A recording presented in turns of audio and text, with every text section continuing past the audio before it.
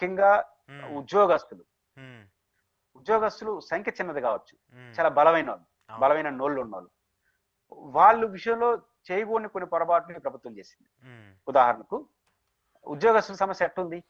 Old pension scheme కావాలని కోరుకుంటున్నారు. ఉమ్, రెండు, మంచి పిఆర్సీ కావాలని కోరుకుంటున్నారు. ఉమ్, నెల నెల మొదటి రోజు జీతం కావాలి, డిఏ కావాలి. ఈ అవును. మూడు ఉద్యోగుల యొక్క సమస్య.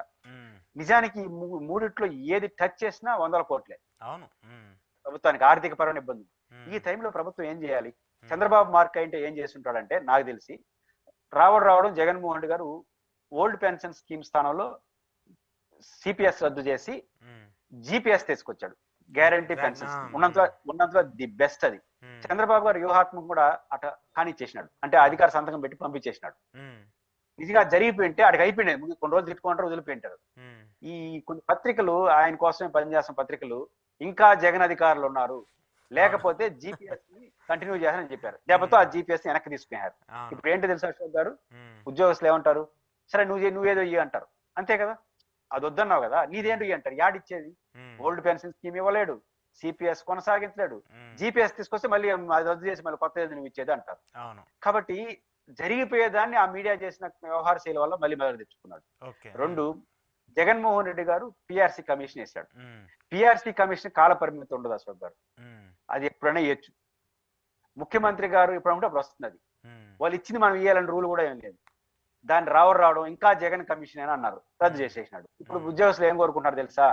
ఎట్టా పిఆర్సీ కమిషన్ రద్దు చేసినావు కాబట్టి ఇంకా మళ్ళీ పిఆర్సీ కమిషన్ వేసి అది రిపోర్ట్ ఇచ్చేసరికి 2-3 ఏళ్ళు పడుతుంది, ఉమ్, అందులోపల ఐఆర్ అంటున్నారు. ఉమ్, ఐఆర్ ఇస్తే నెలకు 1000 కోట్లు ఉమ్, ఐఆర్ ఇస్తే.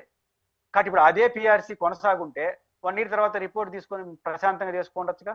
ఉమ్, దాన్ని రద్దు చేస్తుంది. ఓకే. రెండోది డిఏ ఇవ్వలేవు. అంటే ఒకదానికి కాంప్లికేట్ చేసుకుని ఉద్యోగస్తులందరినీ ఉమ్, రేపు వాళ్ళు 1 ఇయర్ ఉంటారు, ప్రజలకి కొంత ఓపిక ఉంటుంది. ఉద్యోగస్తులు 1 ఇయర్ వరకు ప్రశాంతంగా ఉంటారు, ఉమ్, తర్వాత స్టార్ట్ చేస్తారు. ఓకే. రేపు 1 ఇయర్ తర్వాత మా డిఏ ఏంటి, మా పిఆర్సీ చేస్తా, పిఆర్సీ చేయలేదు కాబట్టి ఐఆర్ ఉమ్, లేదా గోల్డ్ పెన్షన్ స్కీమ్ మీరు వద్దన్నారుగా, జీపీఎస్ ఆయన అన్నాడు, దానికన్నా మెరుగ్గా ఏమి ఇస్తారు ఇవ్వండి అంటారు. ఉమ్, ఇవన్నీ మెడకు చుట్టుకుంటే ఉద్యోగస్తులు వస్తాయి రేపు.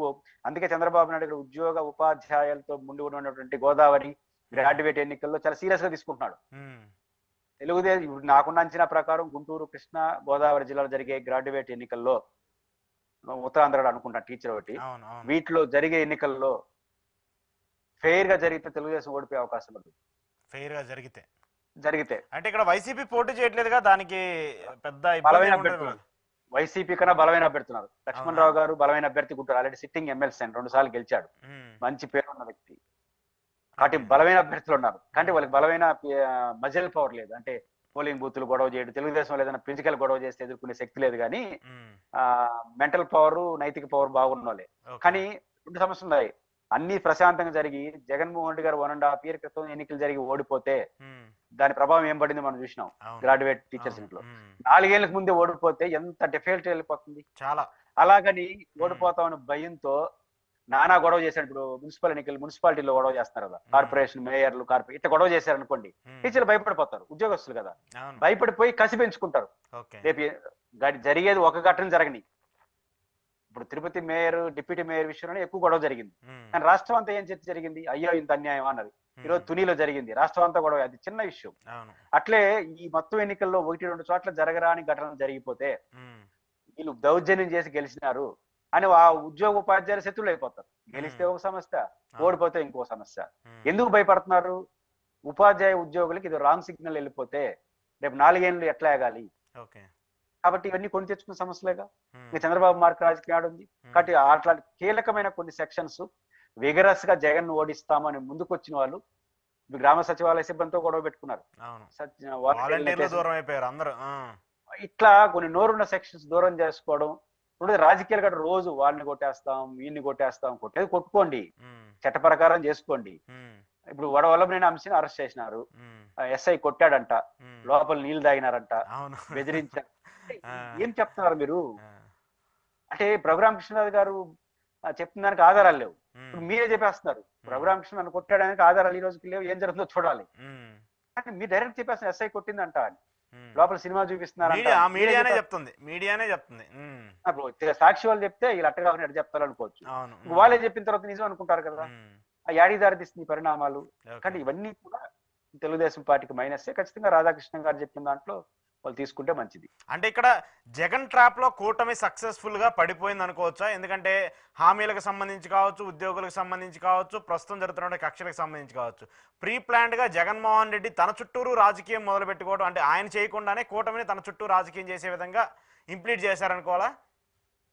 ఇక్కడ జగన్మోహన్ రెడ్డి గారు గొప్ప కన్నా తెలుగుదేశం బలహీనత ఉంది. ఇప్పుడు జగన్మోహన్ రెడ్డి గారు ఒక రాజకీయ ఉచ్చేసి లాగితే అది జగన్ గారు ఉచ్చులో వీళ్ళు పడ్డారంటాం, అంతే కదా. వీడు ఏదైనా ఒక పాయింట్ లాగి ఇప్పుడు వాళ్ళు లాగితే, ఇప్పుడు గతంలో ప్రత్యేక హోదాలో లాగినాడు, మోడీ గారు పార్లమెంట్ లో చెప్పాడు జగన్ ఉచ్చులో పడ్డారు మీరు అని. ఇట్లా చేస్తే ఇప్పుడు జగన్ గారు ప్లానే వేయలేదే, మనమే ఇచ్చేసాం ఆయన ప్లాన్లని. కాబట్టి జగన్ గారు చుట్టూ నడుపుతూ ఉచ్చులో పడింది వాస్తవమే. అది ఆయన క్రియేట్ చేసింది కాదు. ఆయన క్రియేట్ చేసుకుంటే ఒక రోజు అయిపోయింది. వీళ్ళు పంపిస్తున్నారు, పెడతారు, ఆయన ప్రెస్ మీట్ పెడుతున్నాడు. అసెంబ్లీకి కూడా రానన్నాడు, కంఫర్ట్ కదా. అసెంబ్లీకి రాకపోతే అసెంబ్లీ ఏరే విషయాలు చర్చిస్తా ఉంటే ఆయన మర్చిపోతారు జనం. మర్చిపోరంటే పెద్ద ఇబ్బంది ఉండదు. ఇప్పుడు అసెంబ్లీలో రోజు జగన్ తప్పు తప్పు తప్పు అనుకో, ఆయన రైట్ ఏదో బయట కూర్చొని చెప్తాడు. అసెంబ్లీకి రాకుండా కూడా అసెంబ్లీలో బయట బ్రహ్మాండంగా మాట్లాడుతున్నాడు కదా. కొన్ని రోజుల ప్రతి ప్రజలు ఏమనుకుంటారంటే అసెంబ్లీకి పోతే ఇంత సావధానంగా మాట్లాడే అవకాశం వస్తుందా, జగన్ కి రాదు కదా, కాబట్టి జగన్ చేస్తున్నది కరెక్ట్ అనే అభిప్రాయంకి వస్తుంది ఒక రోజు పోతే. కాబట్టి ఖచ్చితంగా తెలుగుదేశం పార్టీ జగన్మోహన్ రెడ్డి గారికి చుట్టూ రాజకీయాలు చేయడం వల్ల ఆ పార్టీ ఖచ్చితంగా పెద్ద సప్తత చేస్తుందని అనుకుంటున్నాను.